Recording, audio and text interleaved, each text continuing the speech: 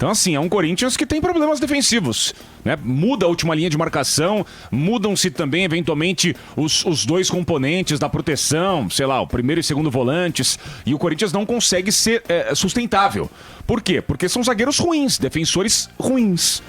E quando você tem tanta limitação técnica individual, você precisa aprimorar a parte coletiva. Você precisa dar condições de um jogador que tem limitações particulares ser protegido.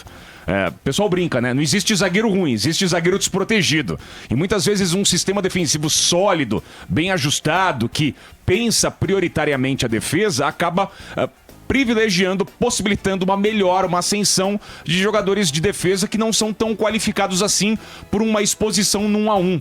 Um zagueiro, dos grandes, você pega do futebol brasileiro, acho que Murilo do Palmeiras é um jogador que no alto nível nas últimas temporadas, quando exposto, consegue ganhar muitos duelos individuais. Pegando o futebol paulista, o auge do Arboleda, um zagueiro que no 1 a 1 geralmente ganha grandes confrontos. Você pega os zagueiros do Flamengo, né? Léo Ortiz, Léo Pereira, antes Fabrício Bruno, são caras que geralmente no 1 a 1, quando expostos, um time que joga com uma linha alta, eles conseguem ter ótimas respostas. Geralmente ganham mais duelos do que perdem. Corinthians não. Corinthians tem zagueiros frágeis. Como eu disse, o melhor zagueiro do elenco do Corinthians destes 5 é o Gustavo Henrique hoje. E o Gustavo Henrique tá longe de ser uma unanimidade. Um cara que já rodou bastante. Santos, futebol europeu sem grande brilho. No Flamengo era um reserva de luxo.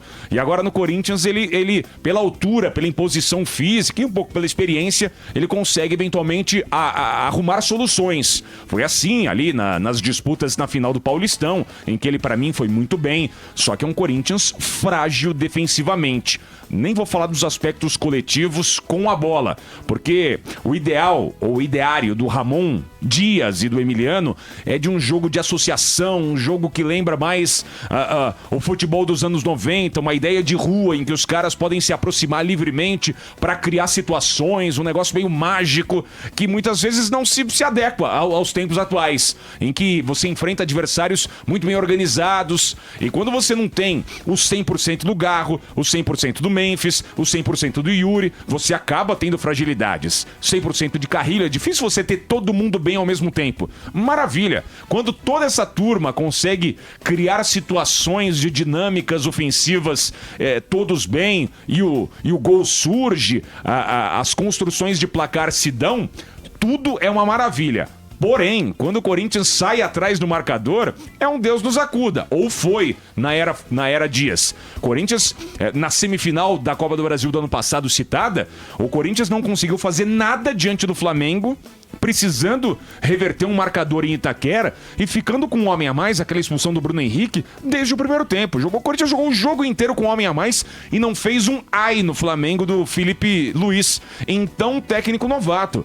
Com ajustes pontuais do Gerson, tira um atacante, o Flamengo montou uma linha de 5, o Corinthians não fez nada. Então, falta repertório individual e falta ideia de você construir um jogo ofensivo mais articulado, mais pensado, mais treinado. E isso não teve, na minha opinião, no Corinthians da família Dias. Teve outras potencialidades.